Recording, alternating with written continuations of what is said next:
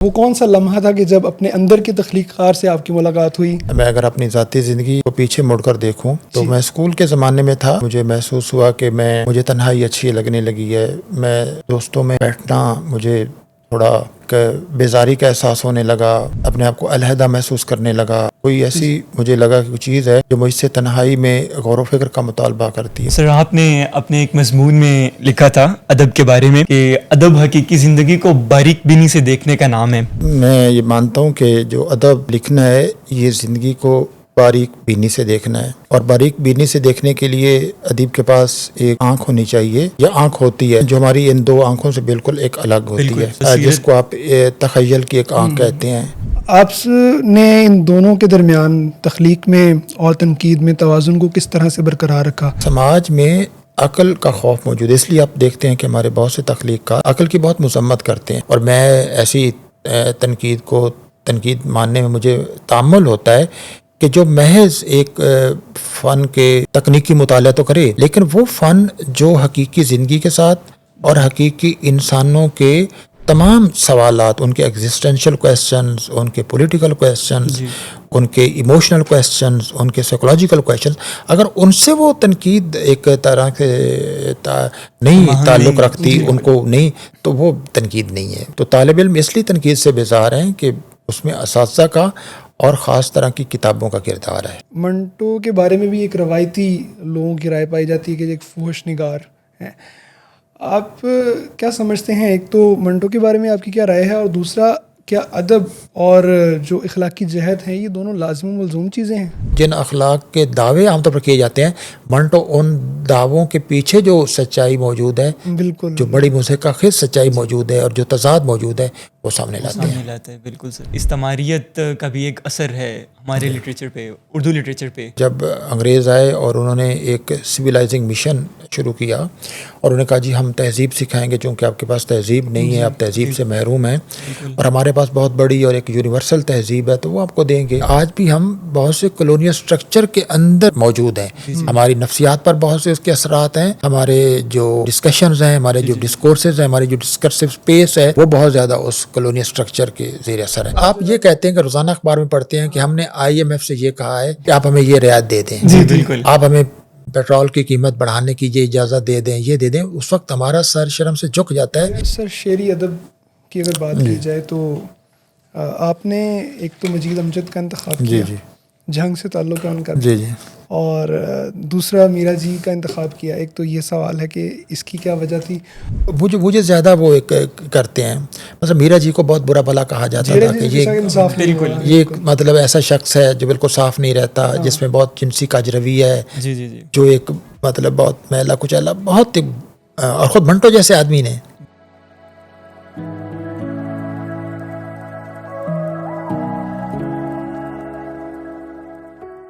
ناظرین السلام علیکم. ڈائلیکٹکس کی نئی ایپیسوڈ میں آپ کو خوش آمدید کہتے ہیں. آج ہمارے ساتھ موجود ہیں پاکستان کے ممتاز اردو نقاد اور افسانہ نگار ڈاکٹر ناصر عباس نیّر صاحب.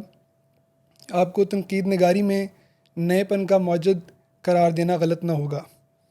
احمد جاوید صاحب کا ماننا ہے کہ ناصر عباس نیّر صاحب کا شمار ان لوگوں میں ہوتا ہے کہ جنہیں نہ پڑھنا شخصیت کو پسماندہ رکھنے کے مترادف ہے.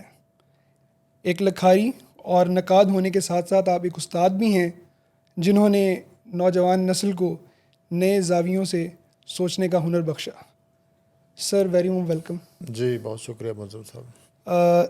سر، سب سے پہلے تو ایک سوال آپ سے یہ کرتے ہیں کہ آپ کا ادبی سفر جو ہے وہ کہاں سے شروع ہوا؟ آپ نے وہ کون سا لمحہ تھا کہ جب اپنے اندر کے تخلیق کار سے آپ کی ملاقات ہوئی، اور جھنگ سے ہائیڈلبرگ تک کا سفر آپ کا کیسا رہا؟ بسم اللہ الرحمن الرحیم. بہت شکریہ. یہ سمجھنا تو بہت مشکل ہوتا ہے کہ وہ لمحہ کون سا تھا جب وہ لمحہ کون سا ہوتا ہے جب آدمی کو اپنے اندر کسی ایک غیر معمولی صلاحیت یا غیر معمولی چیز کے ہونے کا ایک احساس ہوتا ہے. جی، میں اس لیے نہیں کہہ رہا کہ میں نے جو کچھ لکھا ہے وہ غیر معمولی ہے. میں اس علم اور تخلیق کے حوالے سے وہ کسی بھی شخص کی زندگی کا اگر حصہ بنتا ہے تو میرے نزدیک وہ غیر معمولی ہے، اور جس سماج میں ادب اور فن اور تخلیق کا اظہار ہوتا ہے اس سماج کے لیے وہ غیر معمولی اہمیت رکھتی ہے، اس لیے میں کہہ رہا ہوں۔ بالکل یہ یاد کرنا تو بہت مشکل ہوتا ہے کہ ایک معمولی سطح کے آدمی کے اندر یہ ایک غیر معمولی پن کیسے پیدا ہوتا ہے۔ لیکن کئی واقعات ہوتے ہیں، میرا خیال ہے میں اگر اپنی ذاتی زندگی کو پیچھے مڑ کر دیکھوں تو میں اسکول کے زمانے میں تھا، تو جب مجھے محسوس ہوا کہ مجھے تنہائی اچھی لگنے لگی ہے، میں دوستوں میں اب بیٹھنا مجھے تھوڑا ایک بیزاری کا احساس ہونے لگا، اور ان سے ایک اپنے آپ کو علیحدہ محسوس کرنے لگا۔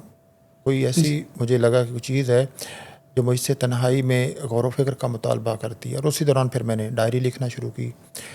تو میرا خیال ہے وہ ڈائری لکھنے کا جو عمل تھا وہاں سے ایک آغاز ہوا کہ میں نے لکھنا سیکھا، اور میں نے بے شمار سینکڑوں صفحات وہ ڈائری کے لکھے۔ وہ ایک طرح سے فطری انداز میں ایک طرح کی لکھنے کی ایک مشق بھی تھی۔ اس کے بعد جب کالج میں پہنچا تو میں سائنس کا اسٹوڈنٹ تھا، ادب سے میرا کوئی نہیں تھا کہ میں ادب لکھوں گا، لیکن کہانیاں میں نے لکھنی شروع کر دی تھیں جب میں کالج میں آیا، اور یہ زمانہ 1981 کا زمانہ ہے۔ تو کچھ کہانیاں لکھیں، وہ مختلف ڈائجسٹوں میں شائع ہوتی رہیں۔ بعد میں کچھ ایسے حالات بنے کہ مجھے ایم اے اردو کرنا پڑا، وہ میرا انتخاب نہیں تھا۔ اچھا، وہ سمجھیے کہ کچھ فیصلے اتفاق یا تقدیر کے ہوتے ہیں۔ ٹھیک، میں بننا کچھ چاہتا تھا، بن کچھ گیا۔ آپ کیا کرنا چاہتے تھے؟ مطلب میں تو کیا بننا چاہتا تھا، مجھے یہ سوچنے کا موقع بہت دیر میں ملا۔ اور جو والدین کہتے تھے ہم وہی بننا چاہتے ہیں نا، ٹھیک ٹھیک ٹھیک، ہمیں اپنی زندگی کے خود فیصلے کرنے کا جو ایک اختیار یا فیصلے کرنے کی جو اہلیت ہے وہ بہت دیر میں اس حاصل ہوتی ہے۔ ورنہ ہم زمانے کے والدین کے تو والدین چاہتے کہ آپ انجینئر بنیں، وہ اس طرف میں گیا بھی صحیح، لیکن مجھے لگا کہ میں اس میں ایک مس فٹ ہوں، وہ میں نے چھوڑ دیا۔ گھر والوں کی ناراضگی مول لی، ٹھیک، تو پھر اس وجہ سے مجھے جلدی ایک بی اے کرنا پڑا 2-3 ماہ کی تیاری سے۔ پھر میرے پاس کوئی راستہ نہیں تھا کہ میں فوراً ایم اے اردو میں داخلہ لوں، لیکن ایم اے اردو میں داخلہ بھی اس لیے نہیں لیا تھا کہ میں کوئی ادیب بنوں گا۔ وہ تھا کہانیاں میں لکھ رہا تھا، لیکن وہ کہانی لکھنے کا شوق تھا، نہ استاد بننے کا میرا ایک شعوری فیصلہ تھا، نہ رائٹر بننے کا، وہ صرف اتفاقات تھے۔ لیکن جب میں نے ایم اے اردو میں داخلہ لے لیا گورنمنٹ کالج فیصل آباد میں، اور وہ زمانہ 1987 کا تھا، 1987، تو پھر میں نے کہا اگر تقدیر مجھے یہاں لے آئی ہے تو اب مجھے سنجیدگی سے اس شعبے کو اختیار کرنا چاہیے۔ تو ایک طرح سے باقاعدہ پھر لکھنا شروع کیا میں نے 87 کے بعد، اور اس زمانے کا اوراق ایک رسالہ ہوتا تھا وزیر آغا کا، اس میں لکھنا شروع کیا۔ پہلے انشائیے لکھے، پھر بعد میں تنقید لکھی، ٹھیک، اور اسی ایم اے کے دوران پھر افسانے کسی وجہ سے ایک واقعہ ہوا جس کی وجہ سے میں نے افسانے لکھنے بند کر دیا، لیکن میں نے پہلے کافی افسانے لکھے تھے۔ تو پھر ایم اے جب میں نے مکمل کر لیا تو اس کے بعد پھر میں نے تنقید لکھنا شروع کر دی۔ صحیح، اس کے بعد میں لکھتا چلا گیا، لکھتے چلے گئے، بہت طویل۔ اور پھر جھنگ سے ہائیڈلبرگ چلے گئے، اور پوسٹ ڈاک کے لیے جب وہ وہ تو جو پوسٹ ڈاک کا، جی وہ تو جب ایم اے اردو میں نے کر لیا تو ظاہر ہے پھر یہی شعبہ تھا۔ جی تو اس کے بعد ایم فل کیا، پھر پی ایچ ڈی کی۔ اگرچہ اس زمانے میں وہ یعنی 1990 کی دہائی اور آگے 2000 کے بعد کے کچھ 2005 تک وہ ایم فل اور پی ایچ ڈی کا کوئی زیادہ رواج نہیں تھا، سب لوگ نہیں کرتے تھے۔ جی جی، جب ایچ ای سی قائم ہوا ہے اس کے بعد ایم فل اور پی ایچ ڈی کا ایک طوفان آیا ہے۔ تو میں نے بھی بہت یعنی تاخیر سے ایم فل بھی کیا ایم اے کے بعد، اور پی ایچ ڈی بھی مجھے تھوڑی سی، کیونکہ اس وقت اتنا نہیں تھا اس طرف رجحان کہ پی ایچ ڈی لازمی کرنی، وہ کوئی اپنے شوق سے کرتا تھا۔ میں نے دونوں کام خیر شوق سے کیے، ایم فل اور پی ایچ ڈی۔ تو اس کے بعد جب پی ایچ ڈی کر لی تو پھر دیکھا کہ ہر آدمی پی ایچ ڈی کر رہا ہے، تو میں نے کہا کچھ اس سے بڑھ کے کرنا چاہیے، پوسٹ ڈاکٹریٹ بھی۔ پوسٹ ڈاکٹریٹ تو اس وقت بہت کم لوگوں نے کی تھی، مجھ سے پہلے مطلب 3-4 لوگ تھے، اردو میں تو بالکل 2-3 لوگ تھے جنہوں نے پوسٹ ڈاکٹریٹ کی تھی۔ تو مجھے وہاں کا جرمنی کا ایک اسکالرشپ مل گیا، ایک ان کی تنظیم تھی ڈاڈ، تو اس کا ایک اسکالرشپ، وہ ساؤتھ ایشیا کے لیے 8-10 اسکالرشپ ہوتے تھے، بہت ہی کم تھے، تو اس میں اردو کا تو کوئی اور تھا ہی نہیں، میرا خیال ہے وہ اکیلا آدمی تھا، اور اب تک اکیلا ہوں جس میں وہ اسکالرشپ۔ بہرحال وہ لے لیا تھا، چونکہ موضوع شاید ایسا تھا کہ جو کلونیل پیریڈ کے اردو نصابات تھے ان پر ایک تحقیق تھی، جی جی، اور وہ نصابات وہاں ہائیڈلبرگ یونیورسٹی میں موجود تھے، تو اس لیے وہ انٹرسٹنگ. اور سر آپ نے اپنے ایک مضمون میں لکھا تھا ادب کے بارے میں کہ ادب حقیقی زندگی کو باریک بینی سے دیکھنے کا نام ہے. سر آپ کی جو لیٹسٹ پبلیکیشن ہے میرا داغستان جدید، سر یہ اس چیز کی عکاسی کرتی ہے، یہ جو کتاب ہے. سر میرا آپ سے سوال یہ ہے کہ عصر حاضر میں جو ادب شاپارے تخلیق ہو رہے ہیں بحیثیت نقاد، چونکہ آپ نے تنقید بھی لکھی ہے، آپ ان کو کس نظر سے دیکھتے ہیں؟ اور دوسرا میرا کویشچن یہ ہے کہ چونکہ آج کل جو ادب افسانے لکھے جا رہے ہیں یا کہانی لکھی جا رہی ہے، اس میں جو پروٹیگونسٹ ہے وہ ایک یا تو بہت متقی ہے، زہد و تقویٰ کا منبع بنا کے پیش کیا جاتا ہے، تو اس پہ آپ دیکھیں آپ نے 2-3 باتیں اکٹھی پوچھی ہیں. پہلی بات تو یہ کہ میں یہ مانتا ہوں کہ جو ادب لکھنا ہے یہ زندگی کو باریک بینی سے دیکھنا ہے.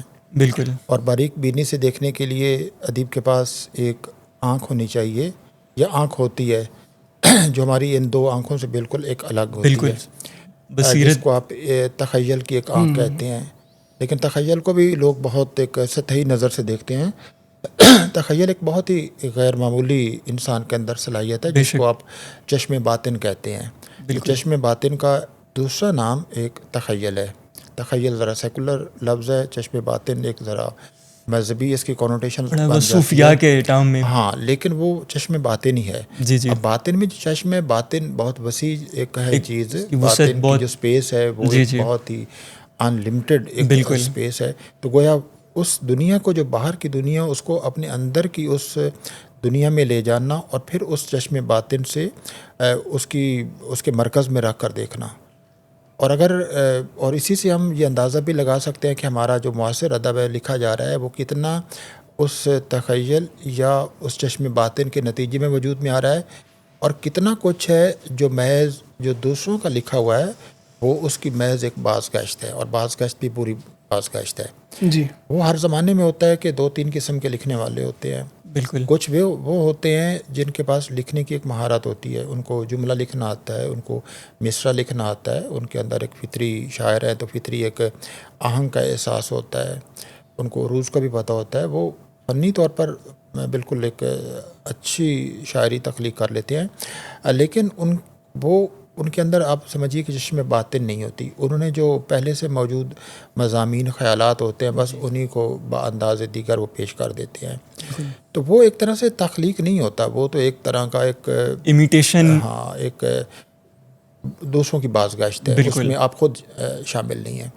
دوسرے وہ لوگ ہوتے ہیں جن کے چشم باطن تھوڑی سی کھلی ہوتی ہے، وہ تھوڑا سا اس میں ایک حصہ آ جاتا ہے، جو زمانے کو یعنی نئی نظر سے دیکھتے ہیں، اور دنیا اس زمانے کی جو عصری حقیقت ہے اس کے جو وہ پہلو پیش کرتے ہیں جو باقی لوگوں کو نظر نہیں آ رہے ہوتے. کیونکہ جو باقی اگر علوم دیکھیں، سارے جو علوم ہیں وہ تو جو موجود حقیقت ہے اس کو سمجھنے کی کوشش کرتے ہیں. بالکل. اس کی جو آپ کو پرتیں نظر نہیں آتی ان کو اتارتے ہیں. لیکن جو تخلیق ہوتی ہے یہ تو آؤٹ آف نتھنگ، ایک عدم سے ایک نئی چیز وجود میں لانا جو پہلے نہیں. تو اگر آپ اسی طرح کی تحریریں لکھ رہے ہیں جو پہلے موجود ہیں اور اسی اسلوب میں لکھ رہے ہیں، تو آپ کچھ نیا تخلیق نہیں کر رہے، آپ تو یہ صرف ان کو ملا رہے ہیں. کیا یہ جو چشم باطن کی آپ بات کر رہے ہیں، یہ اس کے پیچھے ذاتی تجربات کا بھی کوئی کردار ہوتا ہے؟ دیکھیں، سب سے پہلے تو جو چشم باطن ہے یا تخلیق کرنے کی صلاحیت ہے یا تخیل ہے، میں نے تو اس پہ بہت غور کیا کہ کیا کچھ نہ کچھ ہر آدمی کے پاس ہے. جی. لیکن بڑی حد تک یہ جو صلاحیت ہے یہ ایک فطری صلاحیت ہے. یعنی یہ ایک ایسی صلاحیت ہے جو آدمی کو وراثت میں نہیں ملتی. اگر ایسا ہوتا تو ہر بڑے لکھنے والے کا جو بیٹا ہے وہ بھی اگر بہت بڑا نہ ہوتا تو اس کے برابر ہوتا. تو ہم اس کی کوئی مثال نہیں دیکھتے. اور صرف اسی گھر میں وہ شاعر ادیب پیدا ہوتے جن گھروں میں پہلے، حالانکہ ہم دیکھتے ہیں کہ ہمارے والدین کو ادب کا کوئی ذوق نہیں تھا اور ہمارے بچوں کو بھی نہیں ہے اور آگے کہیں. تو یہ ایک طرح کی بہت ہی ایک فطری صلاحیت ہے. اور میں سمجھتا ہوں کہ اگر آپ اس فطری صلاحیت کے علاوہ یہ فطرت کی طرف سے خدا انسان کو ایک عطا بھی ہے، جس کو آپ کہتے ہیں کہ شاعر جو ہوتے ہیں وہ گاڈ گفٹڈ ہوتے ہیں. جی سے وہ ایک پورا ایک نظریہ ہے. ہاں، اگر شاعری یا ادب تخلیق کرنا ایک خدا کی طرف سے نعمت ہے تو پھر آدمی کو اس نعمت کی قدر بھی اتنی کرنی چاہیے. اگر ایک عام چیز ہو تو اس کے لیے آپ کے جذبات گہرے نہیں ہوتے، لیکن جب آپ کے پاس بہت ہی خاص چیز ہو، وہ خدا کہیں، فطرت کہیں، یا ایک سپریم ریئلٹی کہیں، یا ایک سمجھ میں نہ آنے والی ایک جو ایک ہے ہمارے ارد گرد، اس نے آپ کو عطا کی ہے، تو پھر اس کی قدر بھی اتنی ہونی چاہیے. تو لہٰذا صلاحیت اگر آپ کو ملی ہے، لیکن اس صلاحیت پہ جو محنت ہے وہ بہت زیادہ ہے. اگر آپ صرف اس صلاحیت تک محدود رہیں، وہ جو ایمرسن نے کہا تھا، امریکی نقاد نے بالکل درست کہا تھا کہ 1% آپ کی انسپریشن ہوتی ہے، لیکن 99% آپ کی پرسپریشن ہے. یعنی آپ کے اندر چشم باطن اگر ایک ہے تو اس کے لیے جو محنت درکار ہے وہ 99% ہے. یعنی آپ کو پسینہ زیادہ، ریاضت زیادہ کرنی پڑتی ہے. ایک گانے والا ہے، اس کی آواز جتنی سریلی ہو، جب تک وہ مسلسل ریاضت نہیں کرتا وہ اچھا گانے والا نہیں ہو سکتا. جو اپنے ذاتی تجربات کا کہا، اس لیے اپنے ذاتی تجربات کو بڑھانا چاہیے. ذاتی تجربات ہی نہیں، اپنے مطالعے کو، اپنے مشاہدے کو، دوسروں کے ساتھ گفتگو کو، اور ایسی کتابیں پڑھنے کو جس کو باقی لوگ نہیں پڑھتے. تو جب تک کوئی ادیب دوسروں سے اپنے تجربات کو مختلف نہیں کرتا، ان سے زیادہ ان میں تنوع پیدا نہیں کرتا، ان کو ان سے بڑھاتا نہیں ہے، تو وہ صلاحیت اگر ہوگی تو وہ پوری طرح ظاہر نہیں ہو سکے گی. لہٰذا یہ دونوں چیزیں درکار ہیں، یعنی فطرت کی صلاحیت بھی، لیکن لکھنے والے کی مسلسل اور سخت محنت اور ریاضت بھی. جی سر. عموماً یہ سمجھا جاتا ہے کہ ایک نقاد کے اندر کا جو تخلیق کار ہے وہ کہیں پیچھے رہ جاتا ہے. آپ نے ان دونوں کے درمیان تخلیق میں اور تنقید میں توازن کو کس طرح سے برقرار رکھا؟ مثال کے طور پر حسن عسکری کے ہاں یہ بائنری ہے، اور آپ کس کانسیپٹ کے قائل ہیں؟ دیکھیں، ہمارے یہاں بہت سے آراء رائج ہو جاتی ہیں، اور ان آراء کا کبھی ٹھیک طرح سے معروضی اور علمی انداز میں تجزیہ نہیں کیا جاتا. تو اسی طرح کی یہ بھی ایک رائے ہے جو ایک رائج ہو گئی ہے کہ جناب کچھ لوگ کہتے ہیں کہ جو ناکام تخلیق کار ہوتے ہیں وہ نقاد بن جاتے ہیں. کچھ لوگ کہتے ہیں کہ جو نقاد ہوتے ہیں وہ تو ایک مشقت کرتے ہیں اور وہ تخلیق کو سمجھ نہیں سکتے. تخلیق کی ایک ایسی گہرائی ہوتی ہے، نقاد کی نگاہ وہاں نہیں پہنچ سکتی. تو اکثر اور ان میں زیادہ تر تخلیق کار شامل ہیں جو نقادوں سے بہت شکایات رکھتے ہیں اور کہتے ہیں کہ تنقید ایک دوسرے اور تیسرے درجے کی سرگرمی ہے اور تخلیق اول درجے کی سرگرمی ہے. تنقید کی بعض لوگ کہتے ہیں کہ تنقید کی کوئی اہمیت نہیں ہے. بعض یہ بھی کہتے ہیں کہ ادب کے دربار سے نقاد کی کرسی کو اٹھا دینا چاہیے. طرح طرح کی باتیں کرتے ہیں، لیکن سب کے پیچھے جو ایک بنیادی بات موجود ہے جو میں سمجھا ہوں اپنے اس غور و فکر سے، کہ ایک طرح کا مجموعی طور پر ہمارے سماج میں اور ادبی سماج میں خوف موجود ہے. اور وہ خوف ہے سوال کا. اور سوال کون اٹھاتا ہے؟ انسانی عقل اٹھاتی ہے. تو ہمارے سماج میں عقل کا خوف موجود ہے. اس لیے آپ دیکھتے ہیں کہ ہمارے بہت سے تخلیق کار عقل کی بہت مذمت کرتے ہیں. وہ کہتے ہیں کہ جو عقل ہے وہ سچائی تک نہیں پہنچ سکتی. وجدان پہنچ سکتا ہے، جذبہ پہنچ سکتا ہے، احساس پہنچ سکتا ہے، تخیل پہنچ سکتا ہے. تو وہ تعقل اور تخیل میں ایک بائنڈری پیدا کرتے ہیں.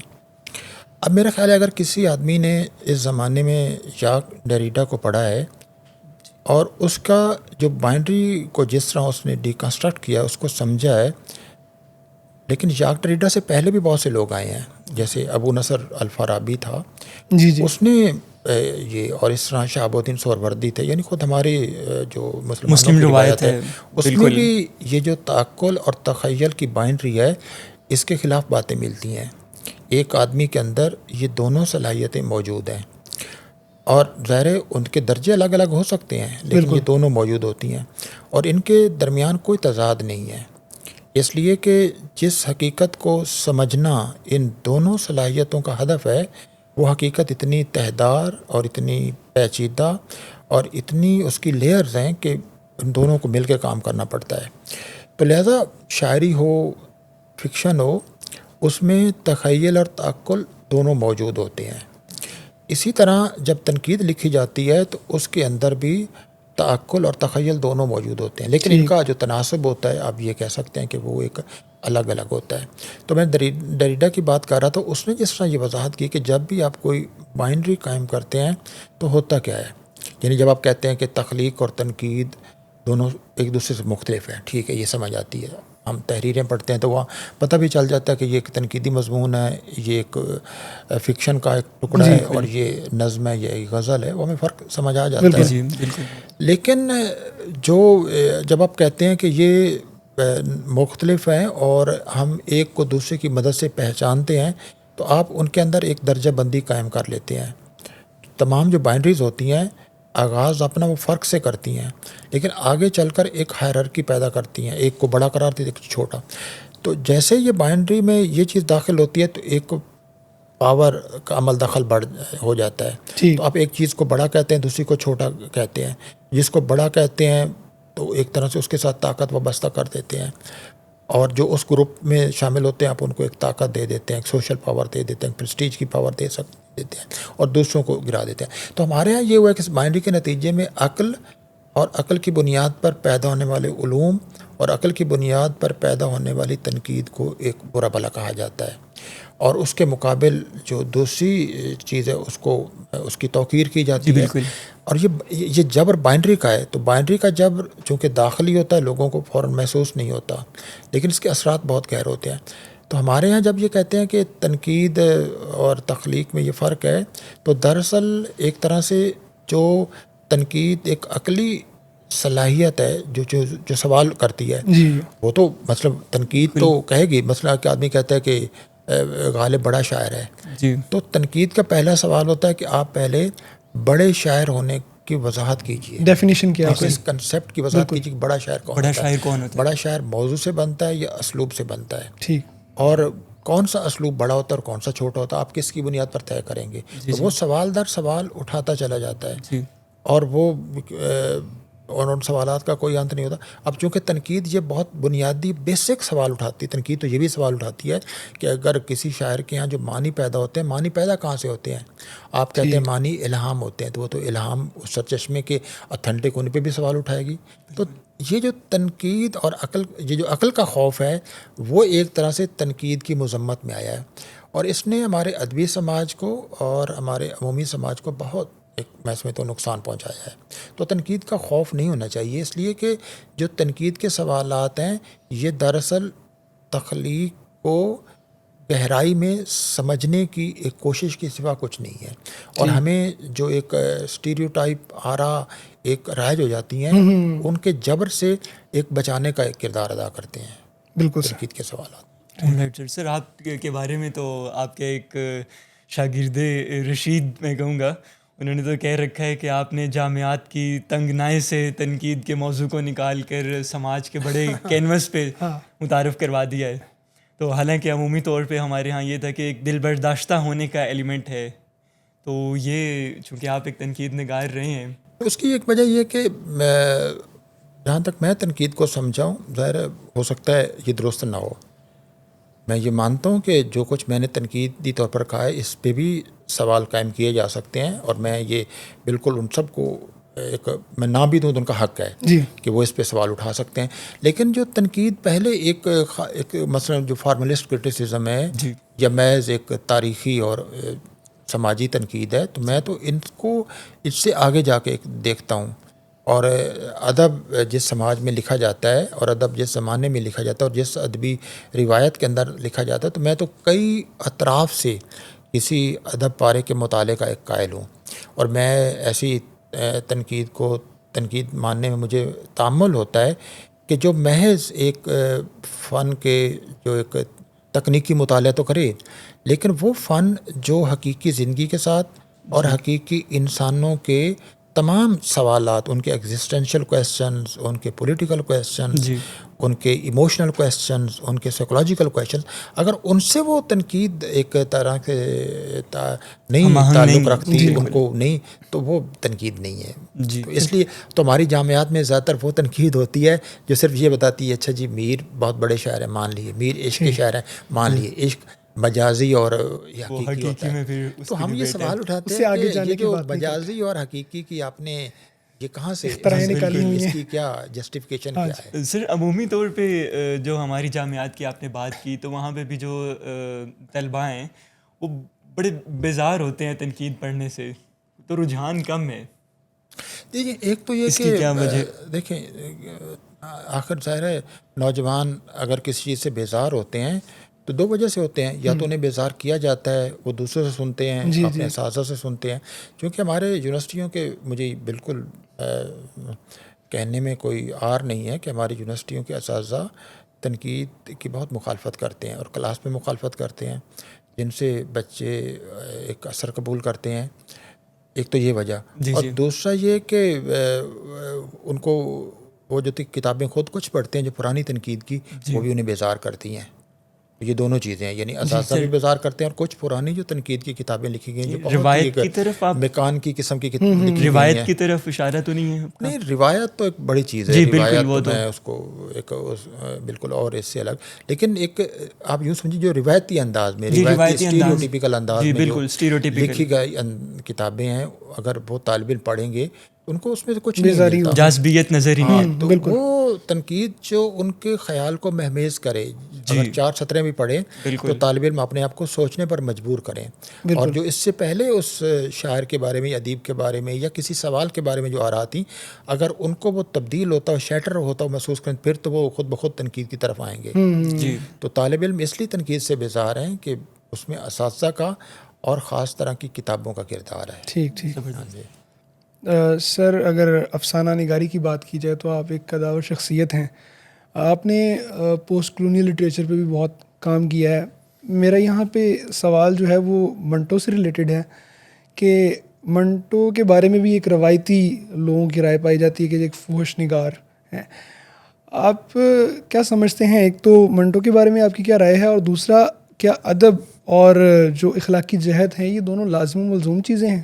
جی، اتنی پرانے زمانے میں رائے قائم کی گئی تھی منٹو کے بارے میں، کیونکہ منٹو پہ مقدمات چلے تھے. جی بالکل سر. تو اور ظاہر مقدمات کی بنیاد یہی تھی کہ منٹو ایک اس کے افسانوں میں فحاشی موجود ہے، اگرچہ ان میں سے کئی مقدموں سے ان کو بری کر دیا گیا تھا اور کسی میں تھوڑا بہت جرمانہ ہوا، لیکن وہ بھی. اور دوسری بات یہ کہ عدالت کو تو یہ اختیار نہیں ہو سکتا، نہ یہ عدالت کا دائرہ کار ہے کہ وہ ادب کے معیار پر اور ادب کے موضوعات پہ وہ کرے. بالکل، یعنی اور انہوں نے بھی جو فیصلے، اگر آپ مقدمات کی تفصیل پڑھیں جو منٹو نے خود بھی لکھی ہے زحمت میرے درخشاں کے عنوان سے، تو اس میں منٹو انہوں نے عدالت نے معاونت حاصل کی تھی ادیبوں کی، اس میں فیض صاحب، بالکل اس میں فیض صاحب کا نام بالکل آتا ہے، اور بھی بہت سے زمانے کے لوگ تھے. اگرچہ فیض صاحب سے خوش نہیں تھے منٹو، انہوں نے جو رائے تھوڑی سی رائے بالکل، ہاں جی، کیونکہ انہوں نے افسانے کے معیار پہ کوئی ایسی بات کی تھی، فحاشی تو نہیں کہتے لیکن انہوں نے کہا جب افسانہ کمزور ہے، تو یہ منٹو کو بہت بری لگی تھی. تو لہٰذا فحاشی کی جو ڈیفینیشن ہے پہلے تو ایک وہ ہونی چاہیے.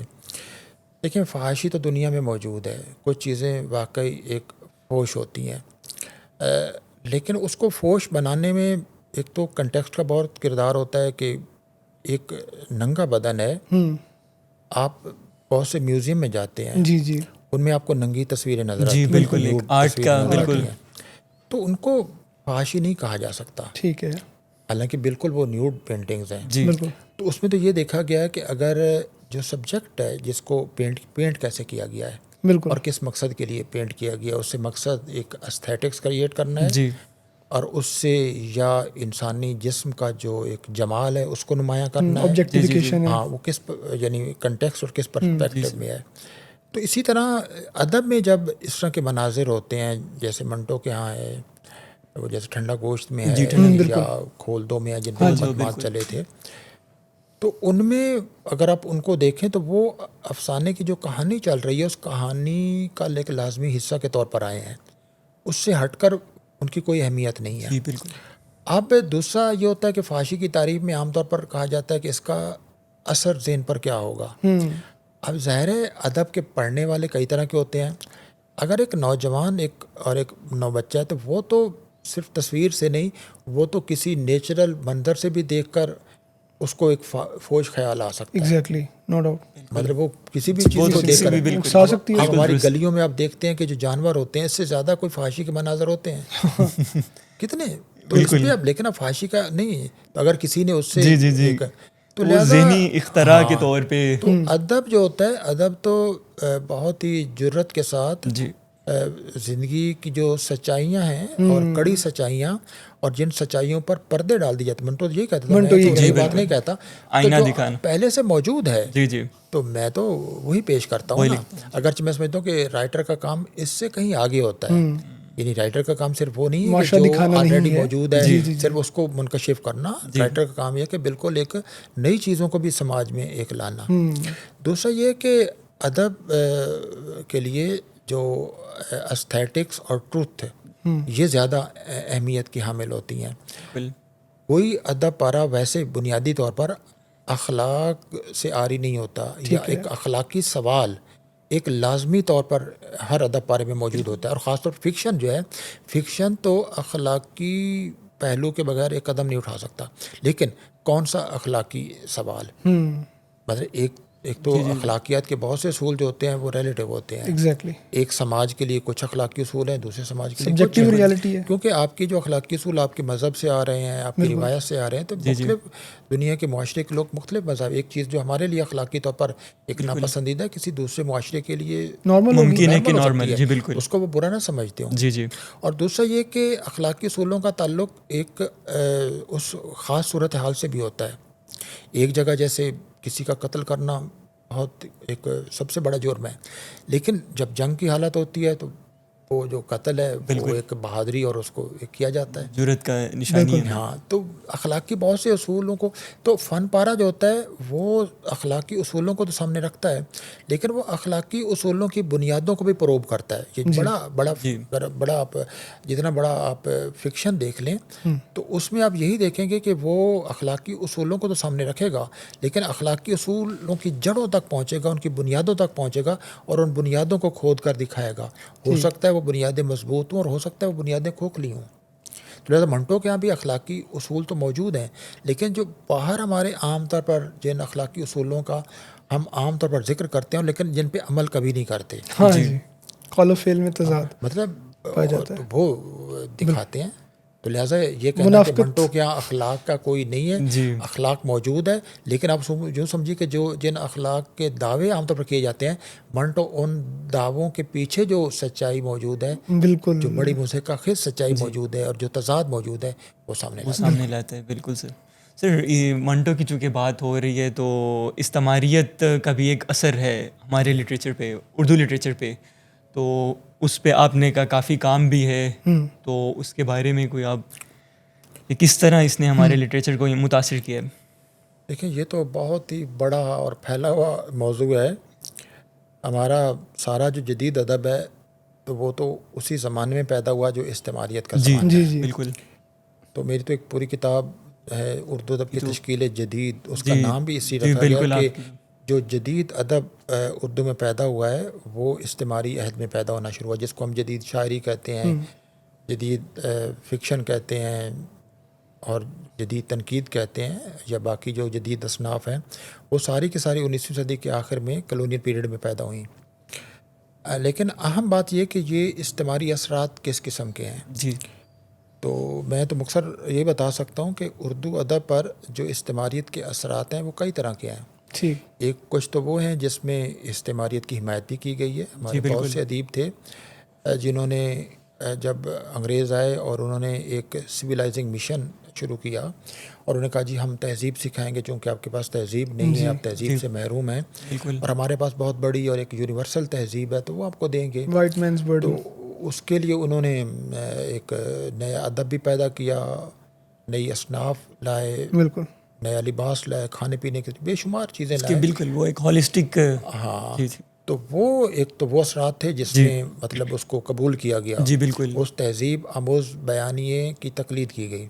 اور اسی زمانے میں دوسرا ادب وہ تھا جس نے اس تہذیب آموز بیانیے کو چیلنج کیا.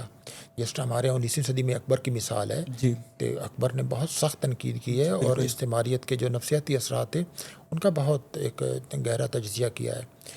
اور تیسرے وہ تھے جنہوں نے ایک درمیان کا ایک راستہ اختیار کیا، جنہوں نے استعماریت کے ساتھ جو جدید علوم آ رہے تھے، جو جدید رجحانات آ رہے تھے، جی ان کو استعماریت سے ہٹا کر، کیونکہ ہوتا بہت مشکل ہے کہ چونکہ ہمارے یہاں جدیدیت اور استعماریت ساتھ ساتھ آئی ہیں، بالکل مل کے آئی ہیں، جی تو اب بھی ہمارے یہاں بہت سے لوگ جدیدیت کا دوسرا مطلب استعماریت استعماریت سمجھتے سمجھتے ہیں، ہیں اور استعماریت کا دوسرا مطلب جدیدیت بالکل سمجھتے ہیں. وہ ہم معنی تو ایک سمجھتے طبقہ آپ کو اب بھی ہمارے یہاں جو ایک ایسا ہی ہے. اپنے آپ کو روشن خیال کہتے ہیں، ان کے نزدیک یورپ کی ہر چیز کو آنکھیں بند کر کے قبول کرنے کا دوسرا جی. نام جدیدیت ہے. یعنی اگر آپ نے جدید ہونا ہے تو آپ ان کے پورے کلچر کو اور ان کے تمام علوم کو آنکھیں بند کر کے یہ قبول کر لیں، اور اسی کو وہ کہتے ہیں اسی میں ہماری نجات ہے. بالکل دوسرا طبقہ وہ ہے جو چونکہ اس کو جدیدیت سمجھتا ہے اور جدیدیت کو خدا کے بغیر ایک علم سمجھتا ہے، لہذا وہ اس کی مکمل نفی کرتا ہے، جو ہمارا مذہبی جی جی جی طبقہ خاص طور پر ہے. تو وہ جدیدیت کو استعماریت سمجھتا ہے اور ان دونوں کی استعماریت کی بھی نفی کرتا ہے، اور پوری جدیدیت جو ہے اس کی بھی ایک نفی، اور یہ دوسرا ایک انتہا پسندانہ ہے. تو تیسرا ایک ہے جو جدیدیت اور استعماریت کے درمیان جو ایک ڈسٹنکشن کی لائنز ہیں جی وہ کھینچتا ہے. بالکل وہ کہتا ہے کہ مغرب نے بہت سے جدید علوم کو استعمال کیا استعماری اجارہ داری کے لیے، لیکن مغرب میں ایک جو جدید لکھنے والوں کو، جدید فلسفیوں کی، جدید مفکروں کی جی جی اور جدید لکھنے والوں کی ایک بڑی ایک کھیپ موجود ہے جس کا بالکل. استعماری سے کوئی تعلق نہیں تھا، جی جی جی اور ایسا ہی وہ ہے. ایک طرح کا ایک جو ہے ایک انسانی ورثہ ہے. جی یعنی ایک علوم اور ادب میں ایک روایت تو چلی آ رہی ہے نا جس کا تمام انسانیت کے ساتھ تعلق ہے. بالکل آپ اگر دستوفسکی کو پڑھتے ہیں، آپ شیکسپیئر کو پڑھتے ہیں، ملٹن کو پڑھتے ہیں، ہومر کو پڑھتے ہیں، جی جی مولانا روم کو پڑھتے ہیں، حافظ کو پڑھتے ہیں، کالی داس کو پڑھتے ہیں، غالب کو پڑھتے ہیں، بالکل اقبال تک آتے ہیں، اور اس جی کے بعد تو آپ ان کو صرف ایک زبان کا نہیں پڑھتے، وہ ایک زبان کے شاعر بھی ہیں جی اور اس کی بالکل. روایت سے بھی ان کا تعلق ہے، جی جی لیکن وہ پوری انسانیت کا ورثہ بھی ہیں. بالکل یہی حال بہت سے فلسفیوں کا ہے. آپ افلاطون کو آج بھی پڑھتے ہیں، برٹرینڈ رسل کو بھی پڑھتے ہیں، ایسا ہی. آپ نیٹشے کو بھی پڑھتے ہیں، آپ اس سے پہلے کانٹ اور ان کے پیچھے جی. مسلمان فلسفی ابن رشد کو بھی پڑھتے ہیں، ابن طفیل کو ایون پڑھتے ہیں، پری ہائیڈن جبزان سوکریٹک والے، تو وہ سب کو پڑھتے ہیں. وہ پوری انسانیت کا ایک جی ہے. کولیکٹیو ایک ہاں، تو لہٰذا میں تو اس کا قائل ہوں کہ ہمیں جدیدیت اور استعماریت یعنی استعماریت کے تمام طرح کے اثرات کو بھی سمجھنا چاہیے، اور اس کے ساتھ جدیدیت اور استعماریت میں فرق بھی کرنا چاہیے. بالکل اور جہاں جدیدیت استعماریت کا اعلیٰ کار بنتی ہے اس کو بھی سمجھنا چاہیے، اور جہاں جدیدیت استعماریت سے بالکل الگ ہے جی. اس سے ہمیں ایک استفادہ ضرور کرنا چاہیے. سر ڈی کولونائزیشنس کی اٹیمپٹس بھی ہوتی رہی ہیں یہاں پہ، تو اس حوالے سے اگر آپ کوئی بڑا نام لینا چاہیں، کیونکہ جنرل ایوب خان کے دور میں غالباً ایک وہ رائٹرز کی ایسوسیشن بھی بنائی گئی، تو اس کے بارے میں آپ کی کیا اوپینین ہے؟ دیکھیں، ڈی کولونائزیشن کی کوششیں تو ہمیں ظاہر ہے اسی زمانے میں نظر آ جاتی ہیں، چونکہ یہ تو نہیں کہہ سکتے کہ 19ویں صدی میں ریزسٹنس کی صورت میں بھی ہے. بالکل وہ ریزسٹنس، ڈی کولونائزیشن ریزسٹنس ہے. ریزسٹنس ہے جی، بالکل ایسا اصل ہی ہے. سوال یہ کہ وہ ریزسٹنس کتنی بڑی ہے، کس سطح کی ہے، اور وہ کتنے سماج کے اور ثقافت کے پہلوؤں کا احاطہ کرتی ہے. جی بالکل. تو ریزسٹنس کی کوئی شک آپ نہیں نے ہوتی ہے اکبر نا. کا نام لیا. ہاں جی، تو وہ اسی زمانے میں تھا. جی اسی میں زمانے تو میں مسلمان علماء کا بھی نام لوں گا جنہوں نے 1857 کے دوران بہت ایک سختیاں سہیں، وہ جلاوطن ہوئے اور انہوں نے ریزسٹ کیا. بالکل کالا پانی جیسے صعوبتیں برداشت کی. مولانا فضل خیر آبادی تھے، جعفر تھانی سری، بالکل کئی مطلب لوگ تھے جنہوں نے یہ پہچانا انہوں نے. بالکل. تو یہ بھی ایک طرح کی بالکل ایک ریزسٹنس تھی. تو سیکولر ریزسٹنس بھی بہت ہوئی، مذہبی بھی بہت ہوئی، دونوں داروں کی طرف سے ادیبوں نے بہت کی، لیکن سب میں وہ بھی تھے جو ان کا ساتھ بھی دینے والے تھے. جی بالکل. ہمیں وہ ڈی کولونائزیشن وہ بھی یہاں سے لوکلز ہی جو کولیبوریٹر ہیں، لیکن جو ڈی کولونائزیشن ایک اسٹرکچرل سطح پہ ہونی چاہیے تھی، جو پاکستان بننے کے بعد وہ نہیں ہوئی. مثال کے طور پر جو کلونیلزم تھا وہ قائم کس پہ تھا؟ وہ لینگویج کی ہائرارکی پہ قائم تھا، وہ قائم تھا آپ کے جوڈیشل سسٹم پہ، وہ آپ کے آئینی نظام پہ قائم تھا، آپ کی بیوروکریسی پہ قائم تھا، آپ کے جو دوسرے جیل کا نظام ہے، پولیس کا نظام ہے، اور تعلیم کا نظام ہے، صحت کا نظام ہے، وہ سارے کا سارا اربنائزیشن کیسے ہوگی، ان سب پہ تھا. وہ ہم نے نہیں کیا. بالکل.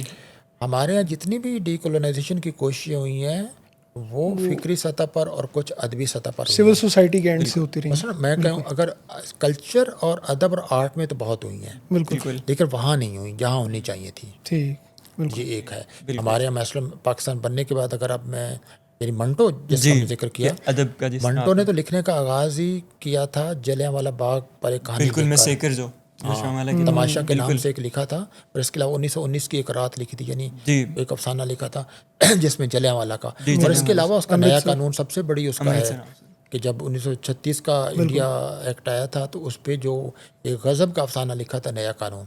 پھر پارٹیشن میں جو کچھ جو فسادات بائی ڈیفالٹ جو مطلب یہ فسادات اتفاق نہیں تھے یعنی یہ کوئی وبا نہیں تھی جو اتفاقی پھوٹ پڑی ہو یہ تو بالکل ایک بائی ڈیزائن تھے سارے فسادات. تو منٹو نے جس طرح اس پہ لکھا تو یہ بھی ایک ڈی کولونائزیشن کی کوشش تھی کہ آپ جو کلونیل ہیجمنی ہے اور اس کی پاور کتنی بروٹل ہوتی ہے آپ اس کو ننگا کر رہے ہیں. اور پاکستان بننے کے بعد ہمارا جو ادب ہے جس میں مطلب میں دو لوگوں کا خاص طور ذکر کروں گا جنہوں نے بہت زیادہ گہری سطح پر ایک آگ کا دریا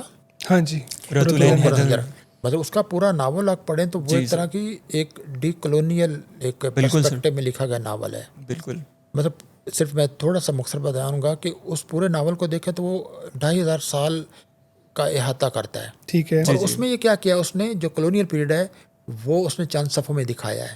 اب ہندوستان یعنی وہ کہتا ہے کہ قدیم ایک تہذیب کا حامل ہے 2500 سال پر محیط ہے لیکن جو کلونیل پیریڈ آیا ہے وہ 150 سال کا ہے. اب 150 سال کا جب آپ کہتے ہیں تو وہ کلونیل جو اپنے آپ کو اتنا بڑا کہتے تھے انسانی تہذیب کا بڑا تو اس ناول میں آ کر وہ بالکل چھوٹا سا ہو جاتا ہے. اور پیچھے جو وہ ہندوستانی تہذیب میں جو فلسفے کو آرٹ کو تھیٹر اور دوسری ایک روایت دکھاتے ہیں اس کے مقابلے میں جو مغرب کی جدید تھی وہ مطلب اس کے وہ سے کم نظر نہیں آتی جو ہمارے یہاں موجود تھی. تو ایک وہ دوسرا انتظار حسین ہے جنہوں نے بالکل ایک نئے انداز میں فکشن لکھنا شروع کیا جو ایک چونکہ کلونیلزم نے اپنے آپ کو قائم کرنے میں اسٹیبلش کرنے میں ادب سے بہت مدد لی. بالکل جو ایڈورڈ سعید کی کتاب کلچر اینڈ امپیریلزم ہے اس میں خاص طور پر ناول کا اس نے مطالعہ کیا ہے کہ ناول کی صنف جو ہے وہ کس طرح کلونیلزم اور کلونیل جو کنسیپشنز تھے ایپسٹیمولوجی تھی اس کو قائم کرنے میں ناول کی صنف کا کردار ہے. لیکن اسی صنف نے چیلنج بھی کیا کیونکہ جس طرح ہمارے یہاں انگریزی زبان جو تھی کلونیلزم کو قائم کرنے میں بھی اعلیٰ کار بنی لیکن اسی انگریزی نے کلونیلزم کے خلاف ہمارے جتنے مطلب جتنے تحریک آزادی کے بڑے سارے انگریزی تعلیم یافتہ لوگ بالکل تو انہوں نے آپ سمجھے کہ انہی کے علم کو انہی پر استعمال کیا انہی کے خلاف استعمال کیا. یہی کچھ ناول میں بھی ہوا. تو وہ انہوں نے بالکل کہانی لکھنے کی نئی روایت کی جنہوں نے انتظار حسین نے کہ کہانی لکھنے کا محض ایک طریقہ نہیں ہے جو ہمیں یورپ سے ملا ہے ہمارے اپنے پاس تھا اور انہوں نے اس کے ذریعے پرانی جو پانچ تنتر کتھا سرس ساگر جاتک کہانیاں اور خود جو سامی روایات تھیں اسرائیلی روایات تھیں مسلم صوفیاء کے جو ملفوظات تھے ان کو ایک اپنے ایک جدید فکشن کی بنیاد بنایا. پھر عبداللہ حسین کا ذکر ضرور کرنا چاہیے جنہوں نے خاص طور پر اداس نسلیں اور نادار لوگ میں پورا ایک جو پنجاب میں جو کلونیلزم تھا اس کو ادب میں تو ڈی کلونیل ایک کوششیں ہوئی ہیں تنقید میں بھی ہوئی ہیں اپنی سطح پر کچھ ترقی پسندوں نے کام کیا. حسن عسکری کا ذکر آیا ان کا بھی ایک خیالات ایک تھا اگرچہ بعد میں وہ ایک بہت ہی ایک انتہا پسند آ گئے تھے. فاروقی صاحب نے جو بہت ایک اکبر کا مطالعہ کیا اور خود شعر شور انگیز جو ان کی کتابیں ہیں وہ ایک طرح کے اپنے اندر ایک ڈی کولونائزنگ کا ایک ایلیمنٹ رکھتی ہیں. ٹھیک ہے.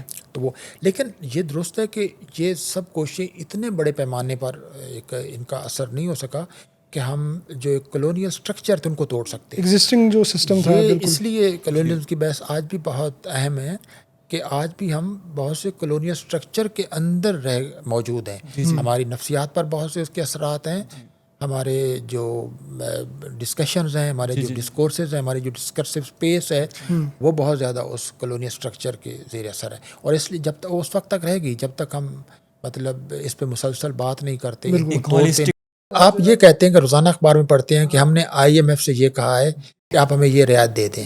بالکل. آپ ہمیں पेट्रोल की कीमत बढ़ाने की ये इजाज़त दे दें, ये दे दें, उस वक्त हमारा सर शर्म से झुक जाता है बिल्कुल ऐसे कि ही है। अभी तक मतलब अब तो इतना एक तरह की मैं कहूँगा क्या एक नियो कॉलोनियलिज्म में आ गए उन्हें हैं ना। रहमो मतलब करम कोई थे। पहले कोई झिझक और हया थी, जी अब तो वो भी खत्म अब हो वो गई कि हिजाब आप भी उतर गया। कहते हैं कि हम नहीं चला रहे। जी, जी, आप जी। सीधा क्या कहते हैं, आप कहते हैं हम इस मुल्क का फैसला करने के मजाज नहीं हम है। मजबूर हैं। यानी कॉलोनियलिज्म का खात्मा तो ये है कि मैं अपने मुल्क पर जी खुद हुक्मरान हूँ, खुद बिल्कुल ऐसे मैं सॉवरन अपने जो हाँ, तो मैं मेरे पास पूरी जी बिल्कुल इख्तियार और ताकत है, और मैं अपने यहाँ के ज़मीनी हक़ाइक़ को सामने रखकर अपने अवाम की जो मफाद है उसको तरजीह में रखकर फ़ैसले मैं करूँगा, जी, जी, जी, क्योंकि मैं इनका बिल्कुल नुमाइंदा सॉलिडली। हूँ। तो आप कहते हैं कि नहीं हम तो निगोशिएट कर रहे हैं, जी। वो फैसले करने वो वाले हैं। शराकतदारी जब आ जाती तो है तो इससे फिर कहीं ना ज़्यादा कहीं मतलब बिल्कुल। तो इसका ये बदतरीन शक्ल है कॉलोनियलिज्म की। बिल्कुल सर शेरी अदब की अगर बात की जाए तो आपने एक तो मजीद अमजद का इंतखाब किया, जंग से ताल्लुक़ है उनका भी, जी जी और दूसरा मीरा जी का इंतखाब किया। एक तो ये सवाल है कि इसकी क्या वजह थी, और आपने कहीं ये कह रखा है कि जो शायरी है वो बतौर सिन्फ एक बड़ी चीज़ नहीं है। शुअराए कराम जो हैं, जिस तरह इकबाल का नाम लें, हम मीर का नाम लें, राशिद का नाम लें, शेक्सपियर का नाम लें, तो इसका मतलब तो ये है ना कि जो तख्लीक जो है ये तख्लीक इनफरादियत पर मबनी है, ये जो सिन्फ है, या ये किसी शायर की अपनी ज़ात का अक्स है।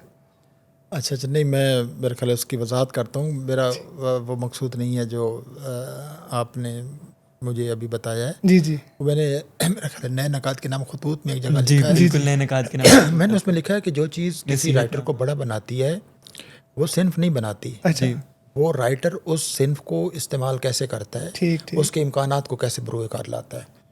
यानी शायरी, तनकीद, फिक्शन ये सब अपनी जगह पे अहम है, बिल्कुल लेकिन इनमें से बड़ा कौन होगा, वो वही होगा जो इन असनाफ में इन असनाफ की हुदूद को पहचानते हुए और उनको तोड़ते हुए को बड़ा काम करेगा। बिल्कुल। अगर शायरी ही किसी के बड़ा होने की शर्त होती तो हर शायर बड़ा होता। हाँ जी अब इतने हज़ारों लाखों शायरों में हम क्यों कहते हैं कि आज भी हमारे पास सिर्फ 3 ग्रेट पोइट्स हैं? 18वीं सदी का अमीर, 19वीं सदी का गालिब, 20वीं सदी का इकबाल। उसके बाद हमने अच्छे शायर पैदा किए, मोतबर शायर पैदा किए, मुमताज़ शायर पैदा, अजीम शायर पैदा नहीं किया। इसका मतलब ये कि जो शायर तो बेशुमार है ना, तो शायरी ने उनको बड़ा नहीं बनाया। शायरी के अंदर जो इम्कानात थे उनको जिन्होंने ज़्यादा वो बुरुए कार वो बने। इसी तरह तनकीद, वो असल में इसमें बहस है कि जो लोग कहते हैं कि जनाब तनकीद दूसरे दर्जे की सरगर्मी है, शायरी अव्वल दर्जे की। तो मैंने कहा अव्वल दर्जे की सरगर्मी वही होती है जिसको अव्वल दर्जे की सतह पर अंजाम दिया गया हो। तो अगर कोई तनकीद को अव्वल दर्जे की सतह पे इस्तेमाल करता है वो अव्वल दर्जे का नकाद होगा। शायरी को अव्वल दर्जे पे करता है अव्वल दर्जे का वो शायर होगा। फिक्शन में भी एक तो ये वजाहत थी। तो सिन्फ का वो नहीं है कि कोई सिन्फ छोटी बड़ी नहीं है, मेरा तो ये कोई भी सिन्फ भी छोटी बड़ी नहीं है। दूसरा मजीद अमजद और मीरा जी का इंतखाब क्यों किया? देखें मजीद अमजद का ताल्लुक जंग से ज़रूर है, लेकिन ये जंग की मोहब्बत में मैंने नहीं किया। वो मजीद अमजद की मोहब्बत में किया है कि मजीद अमजद खुद एक इतना अहम तरीन शायर था, लेकिन उसको ज़ाहिर है अगरचे अहमियत मिली उनके ज़िंदगी में भी मिली, बाद में भी, लेकिन उतना वो तवज्जो का सर आपकी तो पहली मबसूत किताब थी मजीद अमजद साहब पे। तो इसीलिए उनकी मजीद अमजद की वजह से लिखी गई और उन पर पहले काम हुआ है, मैं उसकी कदर भी करता हूँ। तो मैंने भी अपनी तौर पर एक हिस्सा डालने की कोशिश की है क्योंकि उन पर ज़्यादा काम होना चाहिए था, और यही वजह मीरा जी पे काम करने भी। मुझे एक लगता था कि मैंने अफसाने भी लिखे हैं, तनकीद भी लिखे, तो उन मौज़ूआत पे ज़्यादा लिखी है जिन मौज़ूआत या जिन शख्सियात को एक मार्जिन पे धकेल दिया जाता है। मुझे लगता है कि मुझे ज़्यादा वो एक करते हैं। मतलब मीरा जी को बहुत बुरा भला कहा जाता है। मीरा जी के साथ इंसाफ नहीं हुआ। ये मतलब ऐसा शख्स है जो बिल्कुल साफ़ नहीं रहता, जिसमें बहुत जिनसी काजरवी है, जो एक मतलब बहुत मैला कुचैला, बहुत और ख़ुद मंटो जैसे आदमी ने अच्छा बड़ा गुस्सा आया। मैंने तो उस पर काफ़ी तनकीद भी की है। मैं कि मंटो जैसा आदमी मीरा जी को 3 गोलों पे जो लिखा है और अजीब व गरीब, उससे एक हमदर्द, एक रहम, क्यों मतलब मीरा जी ऐसा शख्स नहीं है जिस पे रहम खाया जाए, सिंपैथी मीरा जी की कदर की जानी चाहिए। तो वो एक इसलिए मैंने लिखा। और अब भी बहुत से लोग हैं जो मीरा जी को कहते हैं कि वो एक मामूली शायर है। तो ये एक मुझे, और किसी ने एक ये भी लिखा कि मीरा जी की जगह पाकिस्तान में नहीं हो सकती, ये तो नेहरू के हिंदुस्तान में हो सकती है। मुझे ये भी बहुत लगा कि आप इस तरह शायरी का जायज़ा एक कौमी जो एक हिस्सियत या कौमी ख्यालात इनसे ना लीजिए, और फिर कौम का कौन सा तसव्वुर। जी बिल्कुल। तो मीरा जी जैसे तो हिंदुस्तानी रिवायत के साथ बड़े जुड़े हुए हैं मीरा जी। तो गालिबन آپ نے تو ان پہ بڑا کام ہے آپ کا. میرا جی نے بہت لکھا. دیکھیں میرا جی نے نثر میں بہت لکھا. مثلا ان کی کتاب مشرق و مغرب کے نغمے بالکل اردو تنقید کی چند اہم ترین کتابوں میں سے ایک ہے. اور وہ جو کہتے تھے میرا جی ایک بکھرا ہوا اور منتشر شخص تھا. ایسا شخص اس طرح کی منظم اور مرتب نثر نہیں لکھ سکتا. بالکل اتنے اچھے وہ اعلیٰ تراجم ہیں. میرا جی بہت اچھے مترجم بھی تھے. اور پھر انہوں نے اردو میں پہلی ایک باقاعدہ نفسیاتی تنقید لکھی. اگرچہ اس سے پہلے مرزا رسوا نے کچھ نفسیاتی ایک چھوٹی چھوٹی تحریریں لکھی تھی، لیکن باقاعدہ نفسیاتی تنقید میرا جی نے پہلی دفعہ لکھی. القراب ذوق کو بنانے میں میرا جی کا بہت کردار تھا. اور پھر انہوں نے گیت میں اور نظم میں بالکل ایک جس کو حقیقی معنوں میں ماڈرنسٹ پوئٹری اردو میں کہتے ہیں، جدیدیت کا بالکل اس کا میرا جی نے بالکل سر بالکل ایسے ہی سر. اور سر نثر کی تو کافی بات ہو گئی، تنقید کی بھی ہو گئی. تو اگر ادب کی دوسری اس صنف شاعری کی طرف آئیں تو سر عمومی طور پہ دیکھا جاتا ہے کہ شاعر کی طبیعت زیادہ حساس ہوتی ہے. تو جو حریت والا وہ ایک جذبہ ہے وہ غالباً زیادہ ہوتا ہے. مطلب اگر اقبال کو بھی ہم دیکھتے ہیں تو وہ شکوہ اور جواب شکوہ تو ہے، لیکن ایک اور بھی سوال کرتا ہے کہ باغ بہشت سے حکم سفر دیا تھا کیوں. اور فیض کی بھی اسی طرح ملتے ہیں مقدمے جھیلتے ہوئے زندگی. سر آج کے شاعر میں آپ اس چیز کا فقدان دیکھتے ہیں؟ حریت پسندی. دیکھیں اگر سچ بولا جائے نا کہ جس طرح شاعر پہلے اپنے زمانے کی مقتدرہ کے خلاف کھڑے ہوتے تھے، مطلب حتیٰ کہ جب آپ نے اقبال کا ذکر کیا کہ باغ بہشت سے مجھے حکم سفر دیا تھا کیوں، جی بالکل، کار جہاں دراز ہے اب میرا انتظار کر. تو اقبال تو مطلب جو آسمانی مقتدر ہے خدا اس سے بھی ایک کلام کرنے بالکل کلام شکوہ جواب شکوہ ایک بڑی مثال ہے. شکوہ ایک لکھا اور بھی ان کی شاعری میں بہت ہے بالکل. تو اس کے بعد مطلب فیض صاحب کے یہاں بہت سی چیزیں ملتی ہیں. ایون فراز صاحب نے جو ہے وہ اس کا اظہار کیا. تو پھر اس سے پہلے غالب کے یہاں بہت غالب نے بالکل ایک کثیر تعداد میں اس طرح کی مطلب غالب کا ایک شعر ہے کہ مٹتا ہے فوت فرصت ہستی کا غم کوئی، عمر عزیز صرف عبادت ہی کیوں نہ ہو. اس طرح کے جو ایک جرت تھی ایک بات کہنے کی، اور وہ ہمیں بہت کم نظر آتی ہے. اور اس طرح اپنے جس طرح انگریزوں کے خلاف ایک مزاحمت کی جاتی تھی جس میں جوش صاحب تھے، مولانا ظفر علی خان تھے، وہ لوگ جیلوں میں بھی جاتے تھے. اور فیض صاحب کے زمانے میں سب سے بڑی مثال تو حبیب جالب کی تھی. حبیب جالب سے زیادہ کسی نے برداشت کو کوئی بھی قرآن آتا تھا تو وہ ایک جیل میں ہوتا تھا. لیکن اور ظاہر ہے اس میں ایک سرد جنگ کا بھی ایک کردار تھا، کیونکہ سرد جنگ چونکہ کلچرل وار تھی تو کلچرل وار میں بڑا ایک حصہ ادیبوں، شاعروں اور فنکاروں اور دانشوروں کا تھا. تو سرد جنگ کے خاتمے کے بعد جس کو ہم آئیڈیالوجی کے خاتمے کا زمانہ بھی کہتے ہیں، تو اس کے بعد ادیبوں کو اس طرح ایک ان کی شاید اسپیس جو تھی وہ ایک طرح کی سکڑ گئی ہے. اور وہ اتنا اب ادیب توجہ کا مرکز نہیں ہے. مطلب اب بھی اگر کچھ ادیب ہیں جو ایسی باتیں لکھتے ہیں جو کسی کو، لیکن اب اتنا ادب پڑھا نہیں جاتا جتنا پہلے ایک ادب زمانے کی ڈائنامکس بدل گئی ہیں. اچھا، اور دوسرا ایک اور پہلو بھی ہے کہ سر جنگ کے زمانے میں ادیبوں نے اتنے کوڑے سہے، اتنی اذیتیں برداشت کی، تو مجھے لگتا ہے کہ رفتہ رفتہ ادیبوں نے یہ طے کیا کہ اب ہمیں کوڑے نہیں سہنے. اور اب دیکھیے پہلے جو اس زمانے کے ادیب تھے، آپ 1960 سے لے کر 1980 کی آخری دہائی تک ادیب دیکھیں، صحافی دیکھیں، ان میں کوئی بھی حکومت کے قریب ہونے کا تصور نہیں کرتا. بالکل زیادہ اور ایک بڑی مثال. اب سچ بات یہ ہے کوئی ایک ادیب ہوگا جو حکومت اور طاقتور جو ادارے،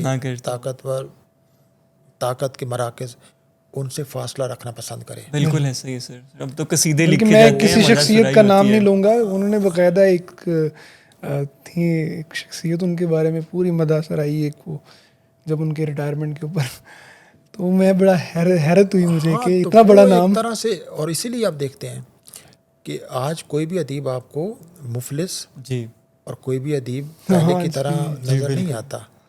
ظاہر ہے اس نے اپنی ٹھیک ہے آپ اس کا ایک جواز بھی پیش کر سکتے ہیں کہ کوئی ضروری ہے کہ ادیب اپنی یہ مفلسی اس کی کوئی تقدیر تو نہیں ہے اس کی ایٹ دی ایکسپینس آف. لیکن یہ ضرور ہے کہ اور سارے جو اب نام لے کر بے شک بتا دیجیے کہ جو ہمارے زمانے کے ترقی پسند ہیں جی ان میں کون ہے جو کسی این جی او کے ساتھ وابستہ نہیں ہے اور اس این جی او کے پاس کروڑوں لاکھوں فنڈنگ ہے بالکل نہیں ہے یا کسی اور ادارے کے ساتھ وابستہ نہیں ہے یا کہیں وہ نہیں لکھتا تو اس کو مالی فوائد اور وہ بڑے بڑے گھروں میں نہیں رہتا. بالکل. تو ایک یہ تبدیلی آئی ہے اور اس تبدیلی کو ظاہر ہے میں کسی شخص پر تنقید کرتے ہوئے نہیں سمجھنا چاہیے کہ بہت سی ایک سماجی اور ثقافتی سطح پر عالمی سطح ان کے ساتھ ان کو ملا کے ایک دیکھنا چاہیے. عالمی سطح پر بھی آپ دیکھیں کہ غزہ کے حق میں ایک مغرب کے عالمی دانشور وہ بات نہیں کرتے. پہلے وہ زمانہ جب سارتر جو تھا جو ٹھکرا دیتا تھا نوبل انعام ٹھکرا دیتا تھا اور ویتنام کی جنگ میں یا الجزائر کی جنگ میں برٹرینڈ رسل جو تھا ویتنام کی جنگ میں وہ 90 سال کا تھا اور سڑکوں پہ مارچ کرتا تھا. تو اس کی جگہ جتنے بھی اب ہمارے وہاں سارے بڑے بڑے ان کے رائٹرس وہ اسرائیل کی حمایت کرتے ہیں, اپنے وہ سزا نہیں جھیلنا چاہتے وہ. تو ایک عالمی سطح پہ بھی ایک تبدیلی آئی ہے اور ہمارا جو ایک ادب ہے میں یہ نہیں کہتا کہ ادیب اب بالکل مخالفت نہیں کرتے لیکن ان الفاظ میں بالکل وہ مخالفت کھل کر نہیں کرتے کہ وہ سیدھا مطلب ہمارے زمانے کے جو بڑے ادیب ہیں وہ تارڑ صاحب ہوں, افتخار عارف صاحب ہوں, مطلب یا اور بیٹھے ہیں جو لوگ ہیں خورشید رضوی صاحب ہوں, تو آپ کو وہ بہت اچھے ہیں ان کے جی بالکل اور کہیں نہ کہیں اشعار ملتے بھی ہیں افتخار عارف صاحب کے. کسی مسئلے پر وہ ایک ایسی رائے نہیں دیں گے جس رائے کا ایک ایکسپریسو جی بالکل اوپنلی جی ایک تبدیلی ایک آئی ہے. وہ اب اس طرح کی مزاحمت ہمیں نظر نہیں آتی. ترقی پسند جو تھے ان کے یہاں بھی وہ نظر نہیں آتی. جی ترقی پسند بڑے بیان بھی دیں گے تو وہ ایک نہیں. لیکن یہ میں ضرور کہوں گا کہ انہی لوگوں کو جن کو میں نے ان کی شاعری میں آپ کو ایک استعاراتی انداز میں یہ مزاحمت ضرور مل کر کہیں حضرت امام حسین کے حوالے سے مطلب لکھا جاتا ہے. تو وہ لیکن اس طرح کی وہ زمانہ جو تھا مزاحمت کا یہ کہہ سکتے ہیں کہ جو ہم نے کلونیل پیریڈ میں اور اس کے بعد سر جنگ کے زمانے میں دیکھا تھا وہ اب زمانہ نہیں ہے. ادب لکھا جا رہا ہے اور طرح کا لکھا جا رہا ہے اور اس کے اندر کہیں نہ کہیں ریزسٹنس موجود ہے لیکن اتنی نہیں ہے جو کسی کو غصہ دلائے اور ان کو جیل میں بھیجے. سر آخر میں آپ نوجوان نسل کو کیا پیغام دیں گے, خاص کر وہ لوگ جو لکھنا چاہتے ہیں اور جو قاری جو اس کے لیے کیا پیغام ہے؟ کیونکہ ہم نے یہ دیکھا کہ ابھی ایک رجحان بدلتا ہوا نظر آتا ہے کہ جو رائٹر ہے اس کے ہاں وہ یہ دیکھتا ہے کہ جو سامنے والا جو پڑھنے والا ہے اس کا رجحان کس طرف ہے, تو وہ پھر اس کے اپنے ایکسپیکٹیشنز کے اکارڈنگ شعری ادب کی اگر بات کی جائے آج کل جو صورتحال ہے تو وہ لکھا جا رہا ہے. تو یہ تو پھر ادب کو بڑا محدود کر دینے والی بات ہے, ایوولوشن بھی نہیں ہوگا, ارتقا بھی نہیں ہوگا. نہیں آپ کا سوال کیا ہے؟ میرا سوال سر یہ ہے کہ آج جو پروڈیوس ہو رہا ہے لٹریچر خاص کر نوجوانوں کی طرف سے, شعری ادب کی بات کی جائے یا نثر کی بات کی جائے, تو اس میں کیا کوئی رائٹر جو ہے اس کے لیے یہ بات بالکل بجائے یا ایکسیپٹیبل ہے کہ وہ جو قاری ہے اس کی ایکسپیکٹیشنز کو دیکھتے ہوئے لکھنا شروع کرے؟ دیکھیں پہلی بات تو یہ تو کسی رائٹر کو بھی کسی کی ایکسپیکٹیشن کو سامنے رکھ کر نہیں لکھنا چاہیے. بالکل. وہ جو ہائیڈگر نے کہا تھا نا, اس نے اصطلاح استعمال کی تھی دے یعنی وہ دوسرے لوگ جن کا بظاہر چہرہ نہیں ہوتا لیکن جو ایک طرح سے آپ کو اپنے اختیار میں لا رہے ہوتے ہیں اور آپ کے اندر ہر وقت آپ کو لگتا ہے لوگ کیا کہیں گے, لوگ کیا سوچیں گے. تو لکھتے بھی یہ سوچا کہ میں اگر یہ لکھوں گا تو لوگ کیا سوچیں گے. بالکل یہ خیال ہو کہ یہ جو لوگ ہیں جو ایک انسین ایک میجارٹی ہے جو انویزیبل ایک بہت ایک طاقت ہے, مجھے اس کو خوش کرنا ہے.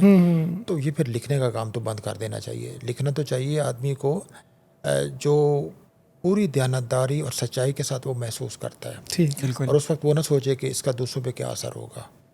اور میں نے یہ دیکھا ہے کہ اگر آپ اس طرح کا لکھتے ہیں تو وہ دوسروں پر کوئی منفی اثر اس کا نہیں ہوتا, بلکہ دوسرے آپ کے اس تجربے میں زیادہ شرکت محسوس کرتے ہیں, جو دل کی گہرائی سے اپنی پوری جو وجود ہے اس کی ساری صلاحیت کو اس میں شامل کر کے لکھا جائے. لوگ اس میں زیادہ شریک ہوتے ہیں.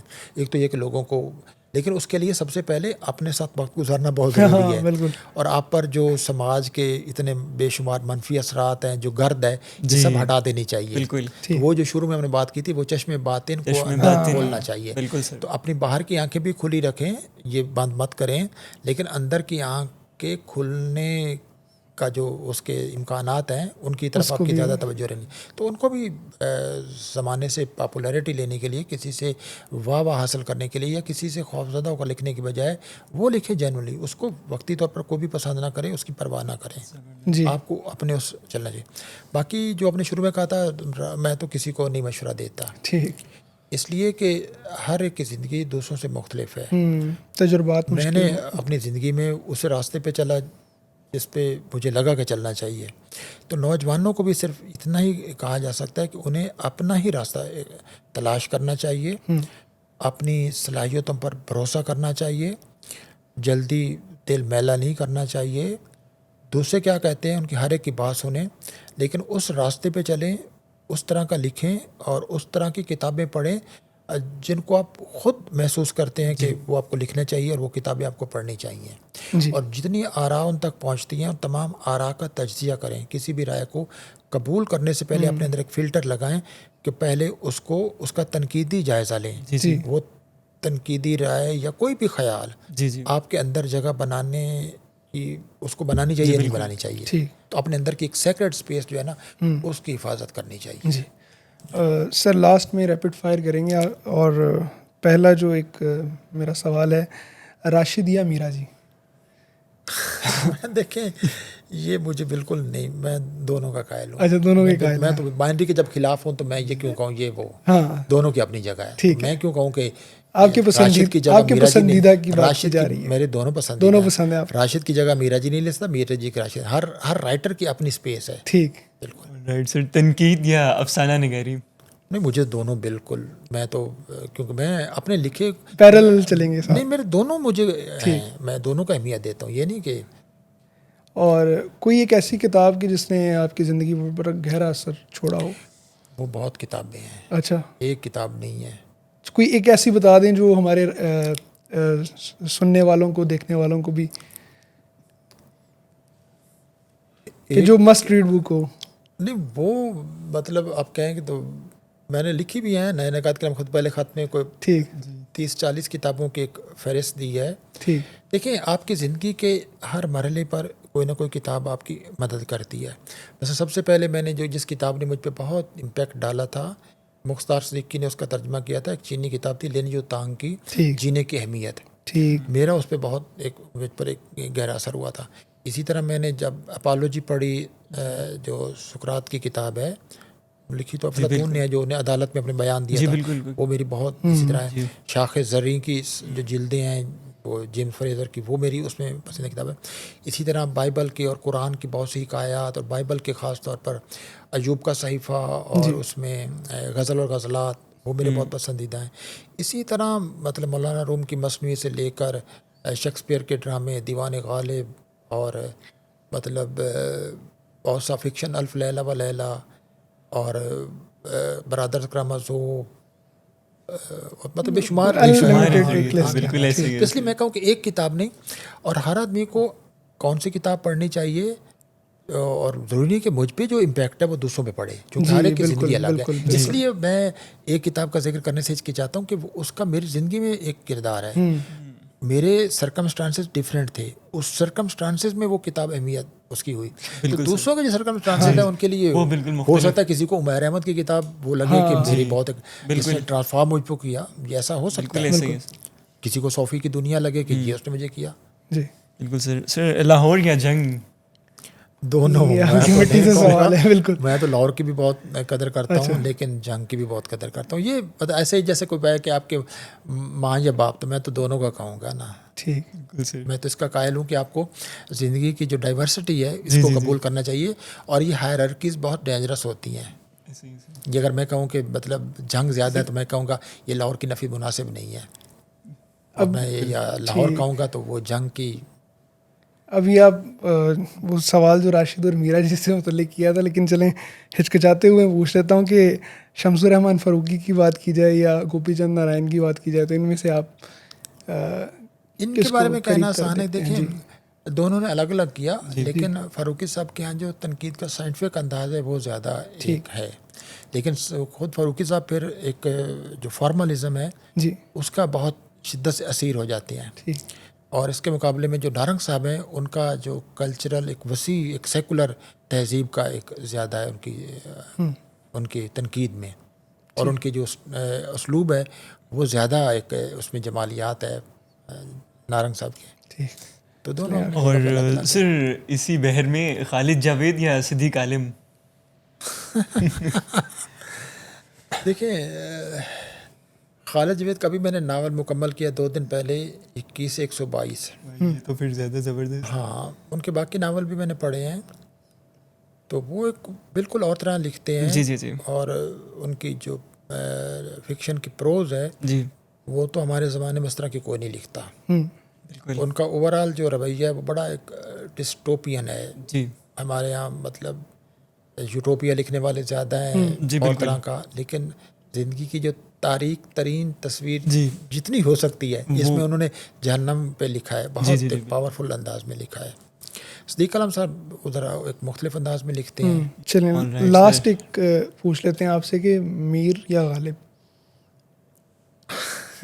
مشکل ہے ویسے. میرے دونوں ہیں لیکن میں زیادہ غالب کو پڑھتا ہوں. غالب کو پڑھتے ہیں. ٹھیک ہے چلیں سر. لیکن میر بھی میں نے لکھا ہے.